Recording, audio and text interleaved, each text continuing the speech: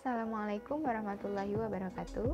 Perkenalkan, nama saya Putri Rama Fitri, NIM 1814080035, jurusan Tadris IPA Fisika A, BP 18, Fakultas Tarbiyah dan Keguruan Universitas Islam Negeri Imam Bonjol Padang. Baiklah, saya akan menjelaskan sebuah video sebagai tugas ujian akhir semester saya dengan mata kuliah Metodologi Penelitian dengan dosen pengampu Dr. Milyasari, SPD, MPD, MSI. Pengertian dari referensi atau daftar pustaka. Yang pertama, referensi yaitu kutipan yang penulis gunakan dalam teks, yaitu esai disertai jurnal, artikel. Terdapat perbedaan gaya kutipan tergantung pada bidangnya. Daftar pustaka merupakan serangkaian tulisan yang ditulis pada akhir sebuah karya ilmiah yang mencantumkan antara lain penulis, judul, penerbit, identitas, penerbit dan tahun terbit yang menjadi sumber atau rujukan peneliti. Pentingnya menuliskan daftar referensi dalam sebuah tulisan ilmiah yaitu agar dapat mengetahui sumber referensi yang digunakan dalam membuat karya ilmiah. Yang kedua, memberikan penghargaan secara intelektual terhadap pemilik sumber referensi. Dan yang ketiga, menunjukkan apa saja yang telah dibaca. Tata cara atau aturan penulisan daftar pustaka pada laporan ilmiah dari sumber rujukan. Yang pertama, yaitu dari jurnal. Susunan daftar penulisan daftar pustaka yaitu pertama, nama penulis, kedua, tahun terbit jurnal, 3, judul jurnal, 4. Nama penerbit, 5. Mencantumkan informasi tentang volume atau edisi jurnal, 6. Link URL atau mengakses jika jurnal bersumber dari jurnal online, 7. Tanggal akses jurnal. Selanjutnya yaitu skripsi atau tesis. Penulisan daftar pustaka dengan sumber baik skripsi atau tesis disertai memiliki format yang sama, antara lain 1. Nama, 2. Tahun terbit, 3. Judul skripsi, tesis disertai yang bisa ditulis dalam tanda petik, 4. Nama fakultas, 5. Nama universitas, dan 6. Lokasi kota dari universitas. Selanjutnya buku. Susunan penulisannya yaitu 1. Nama penulis, 2. Tahun terbit, 3. Judul buku, 4. Kota penerbit, dan 5. Penerbit. Selanjutnya majalah atau koran. Yang pertama yaitu nama penulis artikel, kedua judul artikel, 3. Nama koran atau majalah, dan yang keempat nomor halaman. Yang terakhir yaitu internet atau website atau media online. Yang nomor 1, nama penulis artikel, 2. Tahun penulis, 3. Judul artikel, 4. Link URL, dan 5. Tanggal dan jam akses artikel. Dalam penulisan nama harus dibalik dan dipisah dengan tanda koma, serta nama depan cukup ditulis dengan huruf pertama. Namun, jika terdiri dari 3 kata atau lebih, maka penulisannya bisa dimulai dari nama yang terakhir, diikuti dengan singkatan dari nama pertama ke belakang. 2. Untuk penulisan nama pengarang tidak perlu menyertakan gelar, baik itu gelar akademik, keturunan, maupun agama. 3. Apabila penulisannya berjumlah lebih dari 1 orang, maka penulis gunakan tanda koma untuk memisahkannya dengan nama penulis lainnya. 4. Untuk penulisan judul buku dicetak miring, tetapi untuk judul artikel tidak perlu dicetak miring. 5. Setiap awal kata pada judul buku menggunakan huruf kapital, kecuali pada tugas. Yang keenam, pada judul artikel ditulis dengan huruf kecil, kecuali pada huruf awalnya saja. 7. Urutan daftar pustaka sesuai dengan alfabet. 8. Jarak atau spasi antar huruf referensi satu judul dengan referensi yang lainnya sama seperti jarak atau spasi pada makalah yaitu 1,5-2. 9. Untuk sambungan referensi diketik dengan cara menjorok ke dalam sebanyak 5-7 ketukan dan spasinya rapat atau tunggal 1. 10. Nama penulis cukup diganti dengan garis apabila dari penulis menggunakan beberapa referensi atau rujukan. Yang kedua yaitu menuliskan kutipan versi body note, endnote, dan footnote dalam isi laporan. Yang pertama yaitu body note.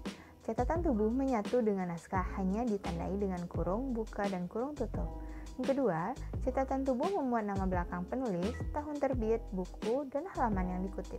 Yang ketiga, nama penulis, tahun terbit, dan halaman berada pada kurung, ditempatkan setelah selesainya sebuah kutipan. Jika kutipan ini merupakan akhir dari kalimat, maka tanda kutip ditempatkan setelah kurung tutup catatan tubuh. Footnote. Catatan kaki dicantumkan di bagian bawah halaman, dipisahkan dengan naskah skripsi oleh sebuah garis. Yang kedua, nomor catatan kaki ditulis secara urut pada tiap bab. Yang ketiga, catatan kaki ditulis dengan satu spasi.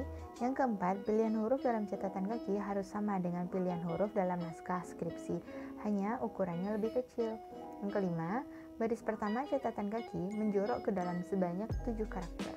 6. Judul buku dalam sebuah catatan kaki harus ditulis miring atau italik. Yang ketujuh, nama pengarang dalam catatan kaki ditulis lengkap dan tidak dibalik. Dan yang terakhir, catatan kaki bisa berisi keterangan tambahan. Endnote. Endnote atau catatan akhir adalah catatan referensi yang diletakkan di akhir suatu karya tulis ilmiah sebelum daftar pustaka. Yang ketiga, yaitu membuat panduan ringkas. Panduan ringkas menggunakan tool atau reference pada Word. 1. Menyiapkan tulisan yang mengandung kutipan. 2. Menuju akses reference, klik insert citation, klik add new source. Ini digunakan untuk mengisikan identitas referensi kutipan yang sudah kita tuliskan di halaman kerja. 3. Mulai mengisi identitas referensi melalui form create source. 4. Kembali ke form create source untuk melengkapi identitas reference. Show all bibliography field digunakan dalam melihat kelengkapan lain dalam form. 5. Menentukan style reference yang dibutuhkan. Di sini tersedia banyak style, di antaranya YAM, HARP, III, dan yang lainnya. 6. Meletakkan session yang sudah disimpan. Dipilih sesuai referensi yang sudah dikutipkan. 7. Mengambil daftar pustaka secara otomatis. Klik biografi dan klik style penulisan.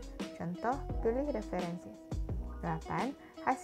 Hasilnya referensi secara otomatis terbentuk sesuai dengan identitas yang sudah diisikan dari create source. Kutipan versi footnote secara otomatis dalam teks dan referensi. 1. Masuk ke dalam Microsoft Word dan langsung ke reference. 2. Setelah itu Anda bisa langsung klik insert footnote. Ketiga, kemudian secara otomatis footnote akan muncul di bagian pojok kiri bawah. Tinggal menuliskan footnote sesuai dengan kebutuhan. 4. Sedangkan untuk menambahkan catatan akhir, bisa langsung klik ke insert endnote. 5. Jika sudah mengklik endnote, maka bisa langsung mengetikkan untuk catatan akhirnya. 6. Bagi yang ingin menentukan format footnote atau endnote secara manual, bisa klik simbol panah di bagian kanan footnote. Setelah itu akan muncul jendela untuk mengatur footnote sesuai dengan kebutuhan. Kutipan endnote secara otomatis dalam teks dan referensi. Yang pertama, letakkan kursor pada bagian kalimat yang ingin diberi tanda endnote. Selanjutnya, klik tab reference lalu klik pilihan footnotes. Klik tombol insert endnote. Kemudian, Microsoft Word akan membuat daftar endnote di bagian akhir naskah. Kemudian, untuk mengubah model penomoran endnote, buka jendela pengaturan endnote dengan mengklik tombol panah kecil di samping kotak footnote. Dan yang terakhir, pada jendela footnotes dan endnotes, ubah pengaturan jenis panorama di pilihan format. Kemudian, klik tombol Apply untuk menerapkan perubahan. Kutipan body note secara otomatis masuk daftar referensi. Pertama, buka file Anda pada Microsoft Word. Kedua, terdapat dua cara dalam mengutip pendapat, kutipan langsung dan kutipan tidak langsung. 3. Klik menu reference, insert chapter and source jika Anda mengutip di dalam buku. Maka menu TPF source data book, begitupun dengan jurnal atau majalah website, tinggal atur sesuai dengan sumber yang dikutip. 4. Tipe of source yang dipilih akan sesuai dengan atribut-atribut yang muncul. Pada bagian author terdapat tombol edit yang dapat digunakan untuk memasukkan nama pengarang yang terdiri dari first, last, and middle name. 6. Jika semua telah diisi, jangan lupa klik OK. 7.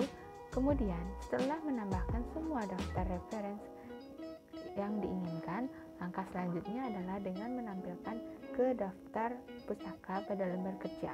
8. Untuk menambahkan daftar baru, dapat mengulangi cara di atas dengan mengklik tombol insert session seperti pada langkah ketiga.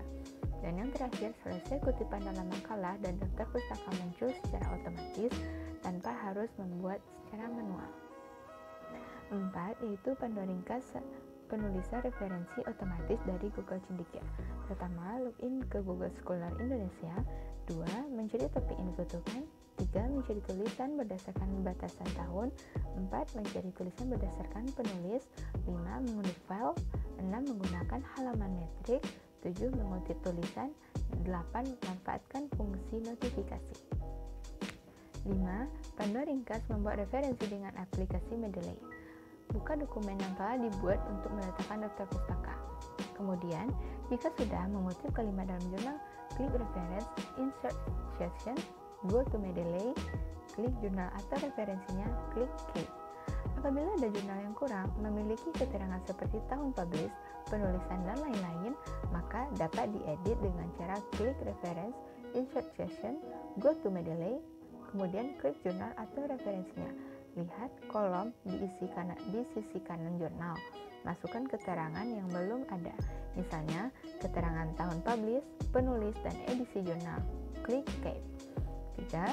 Jika ingin mengutip kalimat dari sebuah buku, maka referensi yang ditambahkan caranya klik Reference, Insert Section, go to Mendeley, Add File, Add Entry, manually, masukkan keterangan buku, klik Save, dan klik Keep. Keempat, membuat daftar pustaka otomatis, yaitu klik Reference dan Insert Bibliography. 5. Metode penulisan sitasi. Klik Reference, Style, pilih jenis penulisan sitasi, dan kemudian Done. 6. Panduan ringkas membuat referensi dengan aplikasi Zotero. Pertama, download dan install aplikasi Zotero. Setelah itu, buka aplikasi Zotero, lalu tambahkan sumber referensi dengan cara klik New Item, pilih salah satu jenis referensi, misalnya book. Kedua, setelah pilih buku, lalu masukkan data sesuai dengan referensi mulai dari judul buku, penulis, tahun terbit, kota terbit, hingga penerbit. Setelah itu, klik Enter. 3. Pilih file dari dokumen dan buka file yang akan diberikan, daftar isi. Lalu, pilih Zotero dan klik Add atau Edit Bibliography untuk menambahkan daftar pustaka. Keempat, setelah itu muncul tampilan seperti ini. Lalu pilih Session Style sesuai kebutuhan. Dapat memilih Session Style atau model bentuk daftar pustaka yang telah tersedia. 5. Selanjutnya akan muncul tampilan daftar pustaka seperti ini secara otomatis. Baiklah, sekian penjelasan dari saya. Mohon maaf apabila ada kata-kata yang salah. Assalamualaikum warahmatullahi wabarakatuh.